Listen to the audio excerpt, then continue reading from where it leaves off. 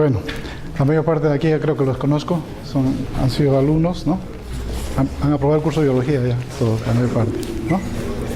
Entonces vamos a hablar un poquito de la importancia que tienen los microorganismos en el desarrollo general de la sociedad, sobre todo en el aspecto tecnológico y también en el aspecto ambiental, ¿no? Ustedes ya habrán escuchado en clases toda la importancia que tienen los diferentes microorganismos que se utilizan para diferentes procesos industriales, y todo este mundo se puede circunscribir dentro del concepto de lo que lo denominamos biotecnología, ¿no? Bio, organismos vivos, y tecnología, o sea, obtención de bienes o servicios para servicios a la humanidad, ¿no? Entonces, la biotecnología la podríamos dividir en dos grandes periodos: una biotecnología clásica, que data de hace cerca de 2000 o 2500 años, ¿no? En la cual, aún no conociendo los microorganismos, ni habiéndolos visto ni aislado, pero se desarrollaron tecnologías que, sin saberlo, eran realizadas por microorganismos, principalmente bacterias y levaduras, ¿no? Como es el caso de la producción del pan, ¿no? Quizás uno de los primeros alimentos que se produjo fue la cerveza, algo que es bastante familiar para ustedes, ¿no? Los fines de semana pegan sus chelitas y saben que la cerveza es producida por una levadura. Esa levadura se llama Saccharomyces cerevisiae, y esta levadura está en todas partes, ¿no?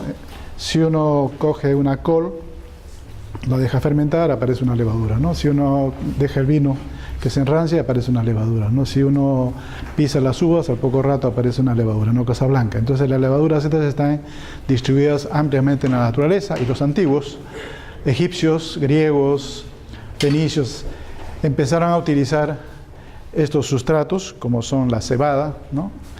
A la cual le inoculaban un fermento, que es la levadura, y obtenían la cerveza, ¿no? Una cosa bien sencilla de hacer.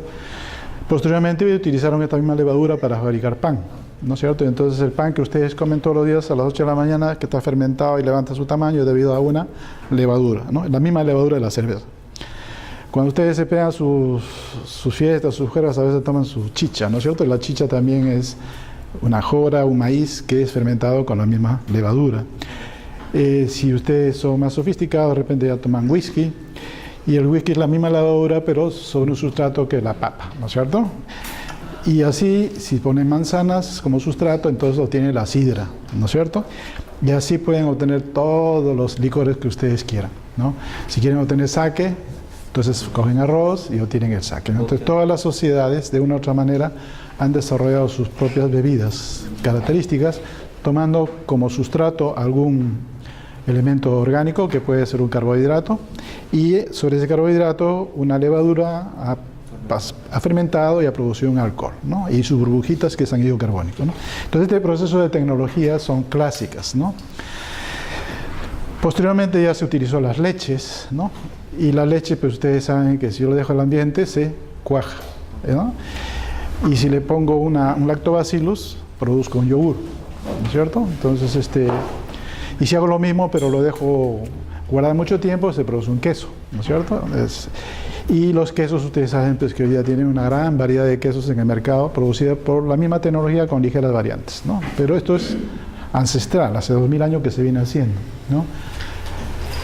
Posteriormente, estos microorganismos también se han utilizado para hacer encurtidos. Cada vez que ustedes comen un embutido, una salchicha, un jamón, un chorizo, en fin, está fermentado o madurado por acción de algunos microorganismos que se les agrega y que le dan ese sabor tan agradable que ustedes conocen, ¿no es cierto? De igual modo, se pueden hacer encurtidos. Cada vez que ustedes colocan un recipiente y le ponen aceitunas, o le ponen pepinos, o le ponen cualquier verdura y lo dejan madurar con un poco de sal, se produce un encurtido, ¿no? Con un poco de vinagre. Y ese encurtido es producido también, o sea, el proceso de encurtidos interviene una bacteria que se llama Lactobacillus plantarum, que es muy parecida a las bacterias que se encuentran en la leche, ¿no? Y que también se encuentran en el intestino. Entonces, todos estos procesos de producción de alimentos es lo que se denomina la biotecnología clásica. Y esto ha durado pues 2000, 2500 años. Es a partir de 1850 o 1860, que recién ya dos grandes científicos como son Pasteur y principalmente Pasteur, que se dedica a observar los procesos de fermentación y descubre los microbios, ¿no? Empieza a ser el primero que aísla microbios y los cultiva y describe todos los procesos químicos de la fermentación, ¿no? Además de que descubre otras cosas, ¿no? Descubre las vacunas, en fin, descubre la inmunidad, descubre cómo esterilizar los alimentos, descubre todos los procesos de poder controlar los microorganismos a través de altas temperaturas, en fin, todo ese trabajo lo hizo ya Pasteur ya como microbiólogo, ¿no? Ese más grande microbiólogo que hubo en el siglo XVIII o siglo XIX, ¿no? Luego venía una playa de microbiólogos, químicos, físicos, etc. Y se ha llegado hasta los años 1950, cuando ya se descubre el ADN, ¿no? Entonces, a partir del descubrimiento del ADN, que fue aproximadamente en 1950, cuando se descifró el código genético y se estableció la primera publicación describiendo exactamente las características o la conformación del ADN, entonces a partir de ahí, los investigadores que vienen desde esa época hasta la actualidad lo que han hecho es manipular el ADN. Entonces, a partir de 1950 se puede decir que empieza la biotecnología moderna, es decir, cuando ya no solamente se manipulan microorganismos, sino también se manipulan las moléculas de ADN, ¿no? Y entramos entonces a la biotecnología moderna, es decir, una biotecnología que está basada más en aspectos moleculares, en el estudio más intrínseco del aspecto molecular de los microorganismos, ¿no? Entonces vamos a ver qué pasa con ello. Retrocediendo un poquito la diapositiva, vamos a ver que muchos de estos procesos conllevan pues a la producción controlada de muchas de las sustancias que hoy día consumimos. Es decir, a través de la manipulación del ADN se ha podido cambiar la información genética de estos organismos.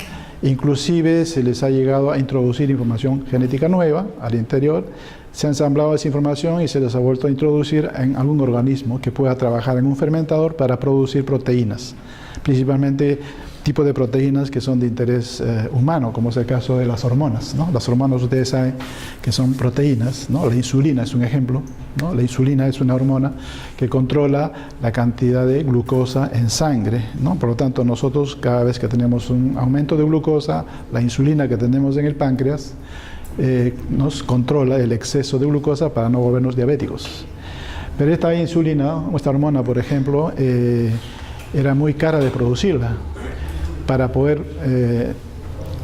tratar diabéticos se utilizaba pues microgramos de esta hormona, pero para producir esos microgramos de esta hormona teníamos que matar por lo menos unas 100.000 vacas para obtener el páncreas, y del páncreas triturándolo y extrayendo la insulina se obtenía de 10.000 vacas, se obtenía 1 gramo. Entonces era prohibitivo y era una cosa que no se podía hacer. Entonces, ¿qué es lo que se ha hecho ya con la ingeniería genética? Utilizando microorganismos, lo que se ha hecho es una bacteria común como es la Escherichia coli, que está en nuestro intestino, la que nos produce diarreas. Esta bacteria se le ha introducido un gen que codifica para la producción de la insulina. Y entonces hoy día la insulina se produce en un fermentador, al igual como se produce una cerveza, ¿no? Se le coloca un sustrato, el microorganismo fermenta y produce insulina, ¿no? Y entonces hoy día la insulina casi no cuesta nada, cuesta 1 céntimo. Y entonces ya fácilmente se puede tratar a una población entera con insulina recombinante, ¿no? Insulina tratada genéticamente, ¿no? Eso es un ejemplo de cómo hoy día pasamos a lo que antiguamente era un uso invisible de los microorganismos, hoy día hacemos un uso visible, es decir, no sabemos qué es lo que tienen estos organismos, sabemos qué codifican sus genes y sabemos cómo podemos introducir información nueva y hacerles producir cosas que son útiles al hombre, ¿no? He puesto el ejemplo de la insulina, pero hoy día ustedes tienen ejemplos similares. Por ejemplo, hoy día estoy viendo que están todos con blue jeans, ¿no es cierto? Es el pantalón más común, parece. El color del pantalón blue jean es un color índigo. Y antiguamente, cuando se hacían los primeros blue jeans, se usaban se extraía ese tinte de unas plantas en el África, pero era muy costoso porque había que destrozar grandes cantidades de terreno para producir esas plantas y obtener el pigmento. Entonces, ¿qué es lo que se ha hecho? Es hacer una bacteria a la cual se le han introducido los genes de la planta que producen ese pigmento, y hoy día una bacteria es la que lo produce. Y entonces ustedes tienen todos los genes que están utilizando son genes transgénicos. ¿Por qué? Porque son producidos por bacterias transgénicas, ¿no? Entonces hoy día los genes, el colorante casi no cuesta nada, y entonces se abarataron los costos, y ustedes tienen unos genes de colores muy bonitos, ¿no? Ya no tenemos que exterminar las plantas ni destrozar el desierto, ¿no? Para hacer este asunto. Igualmente podemos hablar de otro tipo de hormonas, como son las testosteronas, progesteronas. Todas estas hormonas hoy día ya son producidas por ingeniería genética y organismos con el ADN manipulado, ¿ya? Así que vamos a ver otros ejemplos.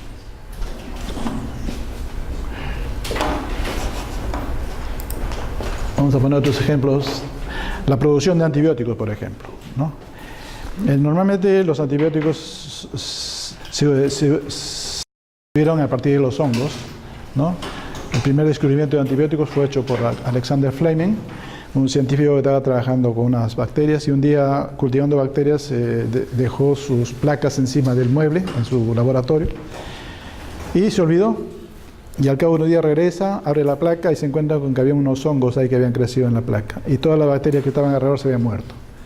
Entonces descubrió casualmente la existencia de una sustancia que producían los hongos que mataba a las bacterias, y esa fue la primera sustancia llamada penicilina, ¿no? Y desde la primera síntesis de penicilina, que hoy día ya se produce en fermentadores en cantidades, ya tenemos más de 200 o 300 antibióticos en el mercado. Hoy día tenemos ampicilinas, tetraciclinas, cloramfenicol, eritromicina, tenemos cientos de antibióticos para tratar los diferentes agentes patógenos, ¿no? Pero estas sustancias, ¿no es cierto?, son producidas por hongos, ¿no? Y son fáciles de obtener, porque tenemos hongos por todas partes. Si uno camina por un campo, va a encontrar un montón de hongos que van produciendo diferentes variedades de antibióticos, de los cuales se obtiene fácilmente una producción de antibióticos, ¿no? Entonces no son útiles actualmente, ¿no? Asimismo,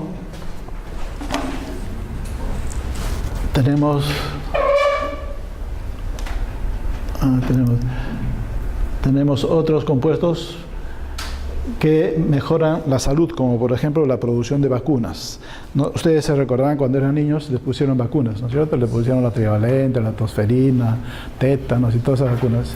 Antiguamente las vacunas que se hacía se cogía el microorganismo patógeno, se cultivaba, luego se le atenuaba con formol o alguna sustancia que quitara la virulencia, y ese organismo atenuado se le inyectaba a las personas, ¿no? O sea, cuando ustedes recibieron la primera dosis de tuberculina, ¿no?, les pusieron unos puntitos ahí con el bacilo de Koch, pero ese bacilo de Koch estaba muerto.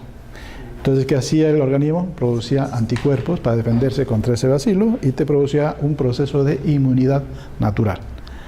Pero hoy día ya no, pues es una tecnología un poquito, digamos, tosca para los humanos, ¿no?, estar inyectándole organismos patógenos. Entonces hoy día lo que se hace es producir vacunas, pero por mecanismo de ADN recombinante. Okay, se hacen vacunas, pero ya no se hace en la inyección, sino se lo toma con pastillas, ¿no? Y te inmunizas sin tener en cuenta la presencia del organismo en tu cuerpo, sino mediante un proceso de recombinación genética, ¿no? Entonces tenemos vacunas recombinantes para hacer. De esta manera podemos prevenir enfermedades, inmunizarnos. Podemos también, mediante esos procesos, hoy día estamos hablando de que a través de la manipulación genética podemos curar muchas enfermedades. O sea, hablamos de terapia genética, es decir, si alguna persona tiene un gen defectuoso, vamos a poner una persona que hereda un gen defectuoso y que tiene una enfermedad que es incurable porque es genético. Hoy día con la manipulación genética se pueden utilizar virus, por ejemplo, y en estos virus se introduce información genética nueva para que lleguen a las células y puedan corregir ese error genético. Y de esa manera se pueden corregir enfermedades hereditarias. Se puede hacer que los niños que vengan posteriormente en el futuro ya no tengan esas taras hereditarias, ¿no? Entonces se llama terapia genética. El SIDA también se puede curar de esa misma manera. Se puede llegar a producir retrovirales, o sea, que puedan impedir el proceso de multiplicación de los virus, ¿no? Entonces el SIDA también dentro de aquí a unos 5 o 6 años ya va a tener una cura, ¿no? Igual pasa con el cáncer también se está trabajando de esa manera, buscar formas de reprogramar las células para que no den mutaciones y no lleguen al proceso de carcinogénesis, ¿no? Entonces el cáncer de aquí a 10 años probablemente también ya va a tener una cura, ¿no? Vamos a seguir hablando de otras aplicaciones, importancia que tiene en la sociedad, ¿no? Vamos a ver otros problemas ambientales, ¿no? Tenemos muchos casos de contaminación ambiental. Ustedes saben que Lima está considerada actualmente una de las ciudades más contaminadas por la contaminación, aunque no es exactamente cierto, pero la verdad es que existe contaminación. Quizá no sea la ciudad más contaminada de América, pero sí es una ciudad bastante contaminada, ustedes lo ven todos los días, ¿no? Y tenemos un montón de playas convertidos de petróleo, ¿no? Ustedes van a la playa, se tiran al agua y salen negros, ¿no es cierto? Salen llenos de brea, salen llenos de un montón de residuos de petróleo, ¿no? Entonces esto sucede en todo el mundo, ¿no? Si ustedes van a la China, y en China los chinos ya no se pueden bañar en el mar porque todo el mar chino está completamente contaminado, ¿no? De sustancias derivadas del petróleo. Entonces estos constituyen lo que se llaman las grandes mareas negras. Cuando un barco suelta su hidrocarburo al mar, se forman unas mareas negras que quitan el oxígeno a los peces y se mueren. Entonces, ¿qué es lo que se puede hacer? Hay unos microorganismos que se pueden comer el petróleo, ¿no? Entonces hay unas bacterias que se llaman pseudomonas. Estas bacterias tienen una maquinaria genética muy frondosa que hace que pueda degradar casi todos los derivados del petróleo, ¿no? Entonces tiene genes que permiten producir unas proteínas que pueden degradar todos los componentes del petróleo. Los 100 derivados o 200 derivados del petróleo pueden ser digeridos por estas bacterias. Entonces hoy día se usan estas bacterias para tratar de limpiar el mar, limpiar las playas, limpiar todo lo que sea contaminación por derivados del petróleo, ¿no? Y es fácil hacerlo. Si ustedes ven una playa que está llena de brea y de derivados del petróleo, lo que ustedes pueden hacer es echar bastante tierra y remover la tierra y oxigenarla, y al cabo de 3 meses esa playa está perfectamente bien. O sea que son procedimientos simples de estimulación de microorganismos para que puedan comerse estos residuos del petróleo, ¿no? Son biotecnologías simples que se llaman bioremediación, ¿no? Igual se puede hacer con los metales pesados. Ustedes están viendo que en el Manú se está destruyendo todo el Manú con el cianuro y el cianuro que utilizan para obtener el oro, y también el mercurio que utilizan para obtener el oro, para amalgamar el oro, y luego lo dejan en el ambiente, ¿no es cierto? Y están viendo todo ese destrozo que se está haciendo en la selva y en la ribera de los ríos. Eso también se puede remediar utilizando microorganismos o plantas, ¿no? Sembrando plantas que absorban esos contaminantes se puede aliviar este problema. Y también se puede sembrar microorganismos junto con plantas y ese problema se puede revertir, ¿no? Entonces eso está al alcance de ustedes, ¿no? Al alcance de las autoridades para poder remediar ese problema, ¿no? Entonces ahí tenemos, por ejemplo, el uso de organismos vivos que pueden ayudar a resolver esos problemas, ¿no?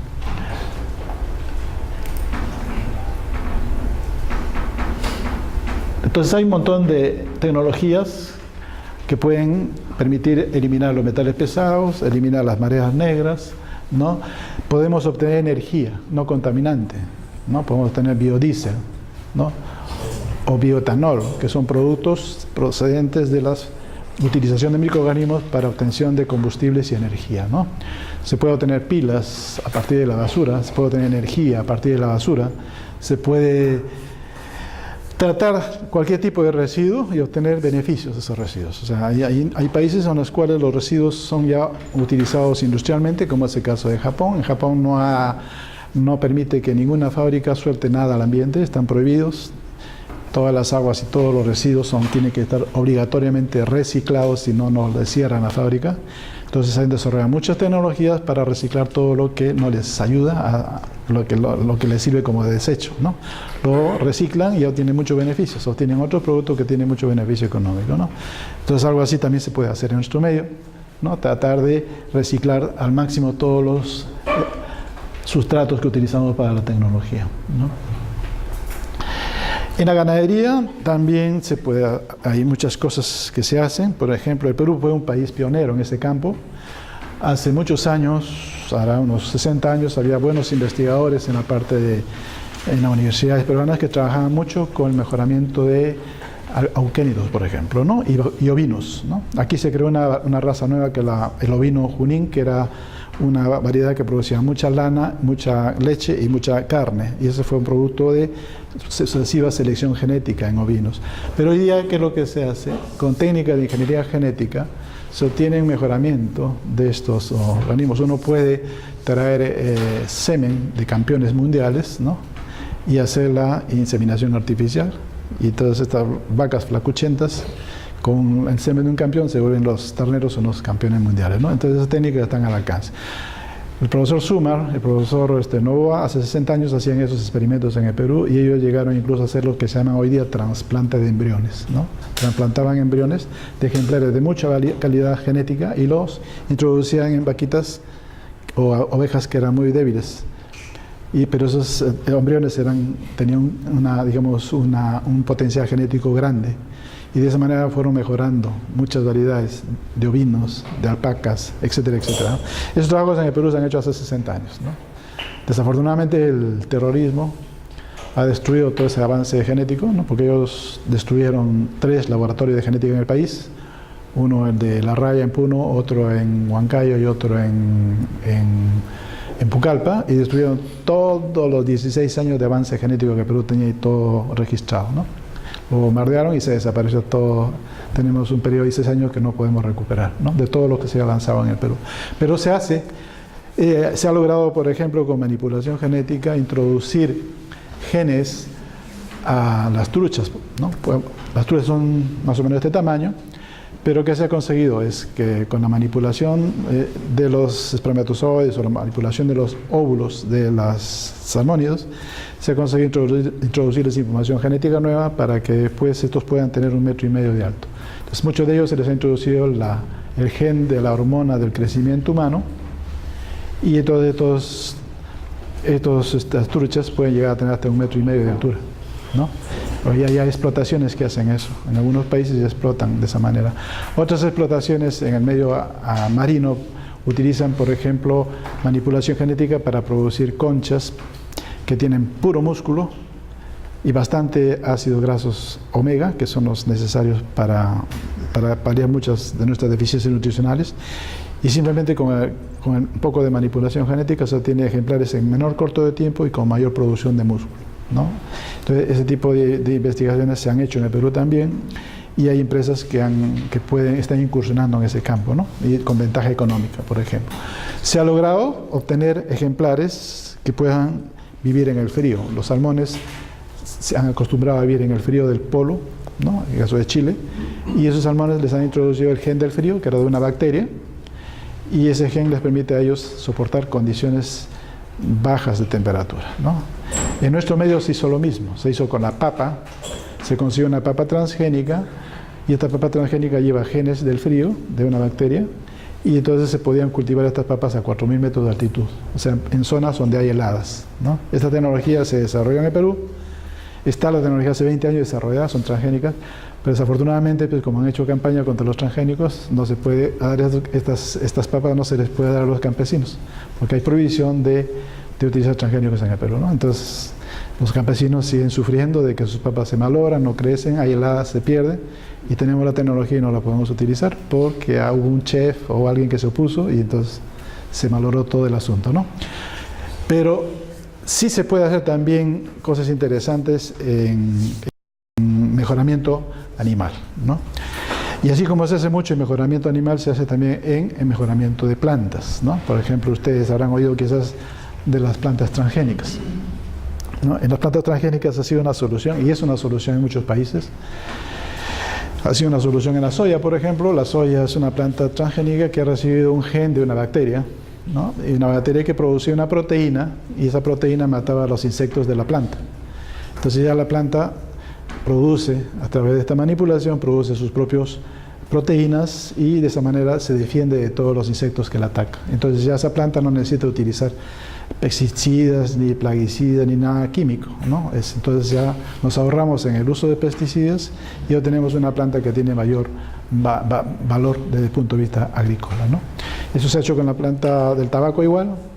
se ha obtenido tabaco que tiene menos cantidad de nicotina, o sea que la idea es pues, que si quieres fumar o no se puede, pero hay aún la costumbre de fumar, pues fuma tabaco pero sin nicotina y eso no te hace daño, entonces ya hay tabaco sin nicotina, ¿no? Se podría hacer también cocaína sin alcaloides, ¿no? Se podría hacer en el Perú. Podríamos hacer que produzcan coca en cantidades, pero que esa coca no produzca alcaloides. Entonces, con esa manera se acaba con el narcotráfico, ¿no? Entonces, pueden cultivar toda la coca que quieran, pero no les sirve de nada porque no produce alcaloides. Eso se puede hacer por una manipulación genética, o sea, por transgénesis, ¿no? Y de hecho lo van a hacer, algún país lo está haciendo, creo que Japón está haciendo ensayos de ese tipo, y de repente aparece con una coca que ya no va a ser problema para comerla, ¿no? Para producir alcaloides, ¿no? Entonces, hay soluciones científicas a eso. Vamos a ver otro tipo de aplicaciones. Bueno, ya ahí se ha tenido resistencia a las heladas, resistencia a las sequías, ¿no? Con este proceso de transgénesis. Entonces, probablemente ustedes se pondrán a pensar y dicen, bueno, ¿y todo cómo es un transgénico? Quizá porque muchos se asustan cuando les hablan de transgénico, ¿no? Porque seguramente les han asustado a través de la prensa, les han dicho que no, que eso es una tecnología Frankenstein y que no podemos dejar entrar ni a hacer transgénico en el Perú porque es una tecnología que no es apropiada. Es todo lo contrario, ¿no? Porque el Perú, y esto lo deben entender, tenemos la más grande diversidad genética del mundo, ¿ya? Y esa gran diversidad genética es oro puro, es más valioso que el oro de las minas, porque todo lo que es información genética se puede patentar. Y por patentes el Perú podría ganar 10.000 veces más que lo que gana por producción de oro, ¿ya? Entonces, estas son tecnologías que a futuro van a tener mucho impacto y van a tener mucho interés para nuestro país porque tenemos un gran potencial genético que no debemos descuidar, no debemos dejar que otros países hagan biopiratería, o sea, estén llevando todo el genoma de nuestras células y lo estén patentando fuera, ¿no? En vez de estarlo patentando acá y servir de patrimonio intelectual del país. Entonces, en este caso, ustedes dirán, bueno, ¿y cómo hago yo para hacer una planta transgénica? Pues bien sencillo. La primera planta transgénica se hizo con la planta del tabaco. Este tabaco normalmente es infectado por un virus. Es un virus que ataca al tabaco. Entonces, lo que se ha hecho con estas plantas es, muchas de estas plantas tienen, hay un microorganismo que vive en la raíz que se llama Agrobacterium, ¿no? Y este Agrobacterium, que es una bacteria que está en el suelo, vive en simbiosis con la planta y le permite obtener nitrógeno de la atmósfera, por eso las plantas viven con este microorganismo. Este microorganismo tiene un plásmido, que es un elemento extracromosómico, que hace que pueda ser transferido a las células de la planta. O sea, esta bacteria lo que hace es transferir sus plásmidos a la planta y la planta expresa muchas de las funciones de la bacteria, ¿ya? Entonces, ¿qué es lo que se ha hecho con los transgénicos? Es sacar un gen de una bacteria que se llama Bacillus thuringiensis, que produce una proteína, que es una proteína normal que produce daño a los insectos, y este gen se le ha puesto al plásmido de este Agrobacterium para que infecte a la planta y a través de la infección le lleva a la planta a su patrimonio genético la secuencia genética que codifica para la producción de esta proteína. Y de esa manera, entonces, utilizando un procedimiento normal de infección de este microorganismo a la planta, es que la planta adquiría un carácter genético nuevo. Y la planta empezaba a producir su propia proteína y de esa manera entonces ya no necesita insecticidas porque produce su propia proteína que mata a los insectos, ¿no? Ese es el procedimiento sencillo de la producción de transgénicos, ¿no? Igual se ha hecho también con el tomate actualmente, y ya se ha hecho con muchas plantas como el maíz, ¿no? Y se está haciendo con una serie de productos agrícolas de interés comercial, ¿no? Actualmente hay transgénicos para todo, ¿no? Y hay países como la India, donde ya tienen como 12 transgénicos que los están comercializando en todo el mundo y no tienen ninguna restricción. Cuba, que es el país más cercano a nosotros, tiene como 14 ya productos transgénicos que lo están comercializando a nivel mundial. Y todos esos países están beneficiando de la tecnología, y el único que no se beneficia de la tecnología es el Perú, teniendo el patrimonio genético más grande del mundo, ¿no? Entonces, eso es importante que les diga eso, porque a veces la información de la prensa los desinforma y los hace crear mitos, miedos, temores ante aquello que es fácilmente explicable desde el punto de vista científico, ¿no? No sé si tengo tiempo suficiente, creo que 20 minutos nada más. 10 minutos más. Más bien, entonces yo una paradita si quieren, y si quieren hacer preguntas, es más bonito hacer una charla con preguntas y respuestas, ¿no? Y lo doy opción a ustedes para que puedan preguntar, de repente tienen alguna curiosidad, sí. Una consulta, en el uso de transgénicos, por ejemplo, en el extranjero muchas veces afecta lo que es por ejemplo, el producto se puede ver muy bonito, sí, pero es soso, incluso, debe ser soso, tener falta, o sea, eso no afecta también, y aparte, en lo que es el ecosistema, ¿no? Claro, puede que afecte una planta, ya sea inmune, bueno, produzca como un anticuerpo a los insectos que tiene, ¿no? Pero eso se podría hacer, me parece, en un sistema más cerrado, porque si lo dejamos al medio ambiente podría alterar la cadena y crear consecuencias. Lo mismo de la trucha. Ya. Pero, por ejemplo, en el ejemplo que tú pones, en el caso de la soya, en el Perú no se produce soya. Entonces, ¿qué puede alterar si no hay soya? Entonces, ese es uno de los argumentos que han empleado para prohibir los transgénicos en el Perú. Es decir, Perú no, que no entre el maíz transgénico, que no entre la soya transgénica, que no entre... Pero en el Perú no se produce maíz ni se produce soya. Entonces, ¿cuál es el problema? Lo que decía, por ejemplo, de la trucha, porque... no, bueno, la trucha no es necesario hacer cambios en el Perú, porque tenemos buena producción de trucha. No es necesario. Pero en el caso de otros países, sí. Otros países a veces, por ejemplo, la tilapia en algunos países es fundamental. ¿Ya? Israel ha hecho buenas manipulaciones con la tilapia, ha obtenido ejemplares extraordinarios, ¿no? Y ahora se vende por todo el mundo. Y entonces no hay ningún problema. En Perú se vende bastante tilapia judía actualmente que ha sido manipulada genéticamente y no hay ningún problema, ¿no? Y no causa problemas, ¿no? Acá, bueno, la tilapia que se ha querido cultivar, pero en algunas zonas, porque sí es carnívora y en fin puede afectar la salida de una tilapia a otro ambiente, pero todos los cultivos de tilapia que se hacen en Perú se hacen en condiciones cerradas, claro, entonces, no hay ningún problema. Y cuando dicen que va a afectar la biodiversidad, en el caso de los transgénicos, de los que hay actualmente a nivel mundial, ninguno de ellos se produce, digamos, hay cultivos en el Perú. Por ejemplo, nosotros no producimos soya. Entonces, si se quiso hacer a la gente, pues decir, se va a perder la biodiversidad, pero ¿qué diversidad se va a perder si nosotros no cultivamos ese tipo de productos? Se hizo creer que por un transgénico iba a matar toda la diversidad, no tiene nada que ver. O sea, el transgénico es algo nocivo pues, a una planta que le es similar, pero no al resto de plantas. Entonces, eso fue un error, ¿no? de tener ese concepto. Nada de lo que se ha visto actualmente de pérdida de diversidad existe en el mundo. Todos los sitios se cultivan, no hay ningún problema. Estados Unidos produce el 80% transgénicos, no hay problema. Entonces esos son mitos. La otra pregunta era, ¿pierde sabor? No, al contrario, los transgénicos se puede llegar a introducir mejores sabores. Se puede introducir genes, por ejemplo, ustedes comen están comiendo hace 30 años el Ajinomoto, ¿no es cierto? El Ajinomoto lo consumen en el Perú hace 30 años. El Ajinomoto es un producto transgénico, lo hace una bacteria transgénica. Y el Ajinomoto es conformado por ácido glutámico y ácido inosínico, que son los que le dan sabor a los mariscos y al pescado, ¿ya? Eso se ha introducido en otros productos, esos genes que dan esos aminoácidos, dentro de otros productos ya han tenido productos de un sabor extraordinario, que no lo tenían antes. Se ha hecho en el tomate, se ha hecho en varios productos. Y tienes tomates mucho más sabrosos de los tomates que tienes ahora, que no son tan sabrosos, ¿no? Entonces eso se ha hecho y se hace cada vez más. Y se está haciendo con un montón de productos, de mejorar sus características organolépticas, sensoriales, de cultivo, etcétera, etcétera, ¿no? Entonces, lo que busca la ingeniería genética y la transgénesis es mejorar y producir cosas que sean beneficiosas, ¿no? Cuando hay algo que sea negativo, lógicamente hay control, o sea, hay mecanismos de control. O sea, esta tecnología tiene la ventaja de que uno puede controlar los procesos y sabe en qué momento lo puede hacer y en qué momento puede dejar de hacerlo. Lo que no sucede con los otros tipos de tecnologías, ¿no? Por ejemplo, tecnologías clásicas como son selección y cruce, nadie puede controlar eso, ¿ya? Porque ahí nadie sabe qué es lo que estás manipulando, ni cómo estás manipulando, ni dónde estás manipulando. Entonces, esos tipos de tecnologías hace 2000 años que se vienen haciendo y hasta la fecha tampoco había ningún problema, ¿sí? Entonces, lo que se está haciendo es acelerar un poco los cambios evolutivos utilizando tecnologías modernas, ¿no? Eso es todo lo que se está haciendo, ¿no? ¿Alguna otra pregunta? Sí.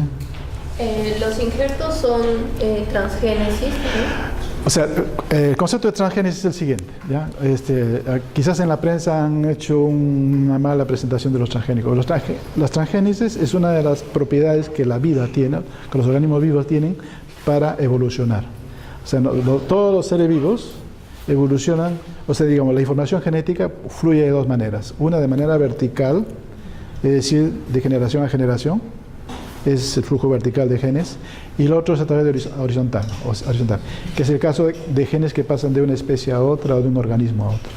Y entonces, en la naturaleza, ese traspase de genes de un organismo de una célula a otra sucede de manera normal, por proceso de conjugación, transformación,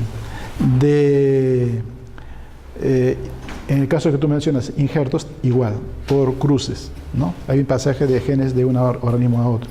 Todo ese movimiento de genes o el flujo de genes de un organismo a otro se llama transgénesis. Entonces, los humanos somos transgénicos, porque somos producto de un proceso donde la transgénesis fue el primer paso. Porque para ser células eucariotas, nosotros somos células eucariotas, las primeras células fueron procariotas, pero se introdujeron dentro de una célula eucariota y se produjo el primer transgénico hace 300 o 3.000 millones de años, o 4.000 millones de años. Es el primer transgénico. Y nosotros somos producto de eso. Nosotros somos producto de la transgénesis natural, o sea, el flujo horizontal de genes. Entonces, por lo tanto, cuando hablamos de transgénico no hay por qué asustarse. Es parte del proceso normal en la vida, ¿no? El hombre lo que ha hecho es utilizar eso como tecnología, como ya de manera más controlada, utilizar la propiedad de la transgénesis para obtener beneficio. Eso es todo, ¿no? Entonces no hay que asustarse con esa palabrita. ¿Sí? Pero los productos transgénicos, como usted mismo dice, producen una nueva proteína que hace que se protejan de... En el caso de la soya, sí, es una proteína. Cuando tú te consumes esa proteína, es una proteína más de la planta. Es una proteína más que va a tu patrimonio nutritivo.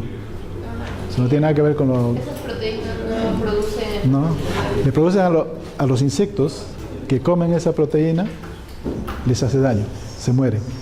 Pero nosotros cuando nos comemos esa proteína, es una proteína más que forma parte de de nuestra célula nutricional. ¿Y por qué esa diferencia? Porque todas las sustancias, todas las plantas que existen en la Tierra, todas, producen proteínas o sustancias para defenderse de los insectos. Todas. ¿Ya? Sean transgénicas, todas producen, porque es la manera como las plantas pueden sobrevivir. Se defienden de sus predadores, que son los insectos. Y entonces producen proteínas. Pero esas proteínas son nocivas a los insectos. Y también son nocivas a los humanos. O sea, todos los productos naturales producen sustancias que también son nocivas al hombre. Lo que pasa es que la cantidad de toxina o de proteínas de ese tipo que consumes en un alimento es tan baja para los humanos que no nos hace daño. Pero esa dosis dada a un insecto lo mata. Entonces es cuestión de dosis nada más. Pero nosotros estamos comiendo todos los días sustancias tóxicas. Te comes un tomate, tiene su sustancia tóxica. Te comes una pera, todas están producidas. Al momento de hacer planta, ha producido una serie de elementos para defenderse de los insectos, de los predadores. Pero nosotros no lo comemos, la dosis que comemos es tan baja que no nos produce nada. Entonces no tenemos problema en comer eso, ¿no? Entonces es la razón por cual nosotros no morimos cuando nos comemos alimentos naturales. Entonces todos los alimentos naturales, que hoy día orgánicos por ejemplo, los orgánicos son tóxicos, todos, igual que cualquier alimento cultivado en forma natural. Entonces no hay ese concepto de que los orgánicos son lo mejor y que están cultivados sin... Eso es falso, o sea, ese concepto todo lo contrario. Es más peligroso un orgánico que un transgénico. ¿Tóxico en qué sentido? Por la cantidad de sustancias que produce para defenderse de sus predadores. Porque si tú tienes un orgánico a la cual lo cuidas como una niña bonita y que ya no sabe defenderse de sus predadores, esa planta va a producir unas sustancias tóxicas que van a ser intóxicas para los humanos. Produce más sustancias tóxicas que la normalmente produce una planta criada en condiciones convencionales. ¿Usted quiere decir que los productos transgénicos se puede controlar su grado de toxicidad? Sí, tranquilamente. Se puede producir sustancias que tengan posibilidad de autodefenderse, ¿no? Y no crear sustancias nocivas para los humanos, ¿no? O sea, estudios por ejemplo, informes del Departamento de Agricultura de Estados Unidos y también de Canadá y de europeos, en 30 años de estudios que han hecho sobre la toxicidad de alimentos transgénicos y alimentos no transgénicos, se ha visto que la tasa de toxicidad de no transgénicos es mucho más alta que la de transgénicos. En 30 años de estudios, o sea que se ha demostrado que eso, lo que se decía de que era peligroso los transgénicos, no es una realidad, es todo lo contrario, ¿no? Y la explicación es esa, ¿no? ¿Y será posible hacer que quiten esa ley? Va a ser bien difícil porque los que están interesados en que no haya transgénicos en el Perú son los vendedores de productos orgánicos.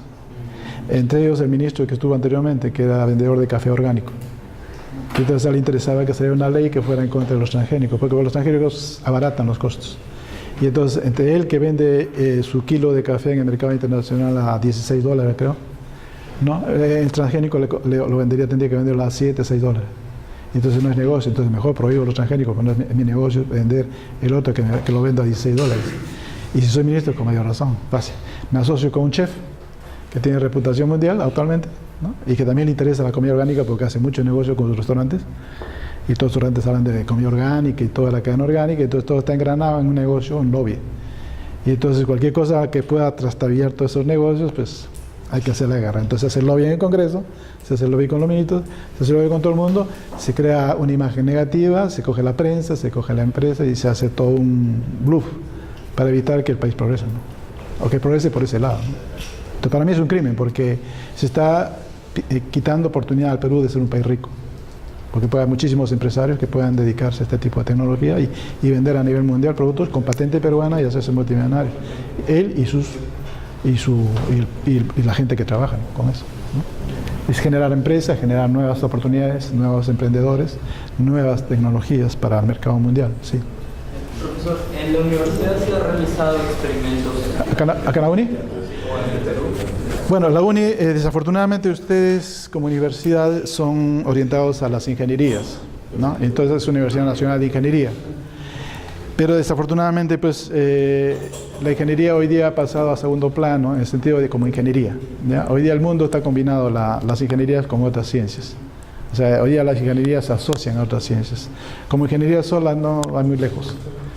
Hay muchas ingenierías nuevas que están asociadas a, por ejemplo, hay bioingeniería, hay biotecnologías, hay biomecánica, hay bioarquitectura, hay un montón de bio que están asociadas a la ingeniería, y eso es lo que es próspero actualmente.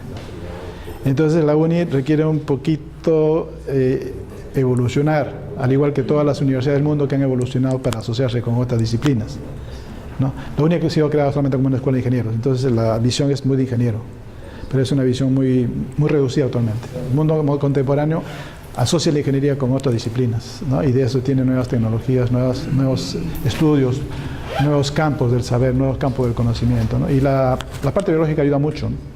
Entonces hoy día trabajan los físicos con los biólogos juntos, trabajan los médicos con los mecánicos juntos, trabajan los ingenieros junto con los biotecnólogos, todos trabajan juntos para desarrollar tecnología y empresa, ¿no?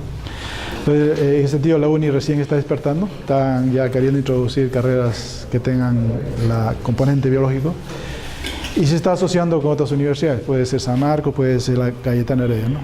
Ahora, ¿hay universidades que han desarrollado bastante este campo? Sí, Cayetano Heredia es una de las que ha desarrollado mucho en la parte médica, ¿no? La Universidad Nacional Agraria también ha desarrollado un poco en la parte agrícola. Y lo que nosotros, la UNI, deberíamos ser es pioneros en la parte de las biotecnologías que están aplicadas a la parte de ingeniería. Entonces, asociar, por ejemplo, la biomecánica, ¿no? La bioarquitectura, ¿no? Todas las bios con ingenierías, ¿no? La bioinformática, ¿no? Entrar a esos mundos que no están entrando a lo clásico, a lo tradicional, que ya está completamente copado. Lo otro está por abrir. Entonces, hay mucho interés en la universidad de la UNI, los profesores y las autoridades, de un poquito mover estos campos, ¿no? Algunas autoridades han visto, son un poco más visionarios, entonces están dando cuenta que esto es una realidad que puede ser positiva para el Perú, ¿no? Sí. No sé si me escuchan atrás. ¿Me escuchan atrás? ¿Me entienden? ¿Me alcanzan a escuchar? Sí, ahí, ok. Profesor, ¿y usted con qué asociaciones está desarrollando más investigación en el campo del... Yo he venido acá a la Facultad de Ciencias, llevo 2 años, año y medio. Por ahora estoy enseñando biología, pero parece que para el próximo año vamos a tener ya laboratorios acá. Entre ellos van a haber 2 laboratorios, uno de microbiología y otro de biotecnología. Y entonces ahí vamos a empezar a traer investigadores y formar personal que esté haciendo ingeniería, ciencias y biotecnología, ¿no? Entonces la UNI va a levantarse si conseguimos atraer científicos e investigadores acá, ¿no? Sí. En ese momento, ¿cuánto avance tiene en biotecnología? En algunas áreas, como te dije, era pionero. Me refiero, por ejemplo, en el mundo de las alpacas, en el mundo de la genética de ovejas, éramos pioneros a nivel mundial. Inclusive los trabajos que se hicieron en trasplante de embriones se hicieron aquí mucho antes que lo que se hicieron en Inglaterra. Aquí hubieron 2 investigadores, Novoa y Summer, que eran 2 veterinarios, que hicieron los trabajos de la oveja Dolly mucho antes que el autor. No lo saben ustedes, pero esos trabajos se han hecho en el Perú hace 60 años. De la oveja Dolly. Después ha venido el inglés o escocés con lo de la oveja Dolly y ha hecho todo un... Pero esos trabajos se hacían en el Perú hace 60 años. y lean los trabajos, los anales de veterinaria de San Marcos hace 60 años, se dan cuenta que esos trabajos se están realizando acá en el Perú, ¿no? Por ejemplo, el descubrimiento de los genes saltarines, voy a poner varios ejemplos. Los jumping genes, por ejemplo, eso fue descubierto en el Perú en el año 32. La que lo descubrió fue una investigadora que estaba en la agraria, que luego se fue a Estados Unidos, americana, y cuando publicó su trabajo le dieron el premio Nobel de 50 años después. Pero esos trabajos se hicieron en Lima hace 50 años. Y así te puedo mencionar un montón de trabajos que se han hecho acá. Lo que pasa es que la mayor parte del medio académico no conoce su historia, no había tradición de guardar información y clasificarla, ¿no? Está por ahí, pero nadie la lee. En el campo de pastizales éramos pioneros a nivel mundial. En el campo de la biología de altura, todo lo que es vuelos espaciales, adaptación del hombre a los vuelos espaciales se ha hecho acá, no en la NASA, se ha hecho acá. Todos los trabajos de termometría clínica, de adaptación a la altura y todos los trabajos de fisiología de alturas fueron hechos en el Perú, no en la NASA. Y estábamos a la altura de los más avanzados países del mundo. Monge, Weiss, todos esos investigadores hicieron esos trabajos. Y después en el campo de la física igual, hemos tenido la investigación de física las más avanzadas en el mundo. Hemos tenido el observatorio astronómico que tenemos acá, de radioastronomía, es uno de los mejores del mundo, es construido por peruanos. Y es uno de los más eficaces para descubrir ciertas microfrecuencias que se descubrieron de bajas intensidades y de bajas, ¿no? Que ustedes deben conocer como físicos, ¿no? Eso se han hecho en el Perú. Entonces hay Paulet, en ejemplo, descubrió toda la mecánica de despegue vertical de los satélites, ¿no? Esas son obras hechas en el Perú, son la base de la astronomía moderna, o sea, de lo que se llama balística moderna. Entonces hay mucho que se ha hecho acá, lo que pasa es que no se ha hecho de manera sistemática y continua, creando escuela y continuando estos procesos investigador tras investigador, ¿no? La UNI ha sido una de las mejores universidades del mundo desde los años 40 hasta los años 60. En los rankings figuraba la UNI como que era la segunda universidad después del MIT. Y aquí habían 400 doctores del MIT, hace 20 años. Ahora no solamente hay 2 o 3 nada más. ¿Algunas preguntas más? Sí. La biomecánica. ¿Ah? ¿Biomecánica dónde es posible estudiar? ¿Dónde se puede estudiar biomecánica? ¿Dónde se puede estudiar? Acá en la UNI no hay, pero sí hay algunos profesores que han estudiado lo de biomecánica, pero sí hay universidades extranjeras donde se estudia. El MIT es uno de ellos, ¿no? Donde se hace mucho de bioingenierías, biomecánica, todo lo que es cuerpo humano, por ejemplo, para hacer piezas artificiales, la construcción de mecanismos artificiales, prótesis, la inclusión de lo vivo con lo mecánico, por ejemplo, para poder hacer regeneración de tejidos, creación de nuevos tejidos, ¿no? Producción de tejidos vivos o materiales biológicos que puedan funcionar como elementos mecánicos. Todo eso se estudia en biomecánica, ¿no? Esa es una área muy interesante. Eso no sé si tendrán ustedes acá en ciencias esa especialidad, pero probablemente hay alguno que haya estudiado eso, ¿no? Profesor, había entendido que con el convenio con la Cayetana Heredia y la Facultad de Mecánica estaban desarrollando proyectos de biomecánica. Sí, sí. Y hay prótesis. Sí. Hay proyectos, porque hay asociaciones entre la UNI y de la que se llama la Universidad Cayetano, que está al lado, y que cada vez se están acercando más, menos mal, en vez de estar alejándose, deberían acercarse más y unirse de investigadores para hacer ese tipo de trabajo, ¿no? Porque los unos hacen la parte médica y los otros hacen la parte de ingeniería y se asocian los dos conceptos y se hace una biomedicina, ¿no? Una biomecánica, ¿no? Es importante eso, ¿no? El MIT, que es una universidad de ingenierías en Estados Unidos, donde tiene 86 premios Nobel, ¿no? Esa universidad, casi todas las áreas tienen áreas de con bio. O sea, es una universidad que ha metido la biología por todas las ingenierías, ¿no? Y ha hecho una simbiosis muy interesante y cada año sacan premio Nobel. Entonces, y ese es el resultado de ese tipo de asociación, ¿no?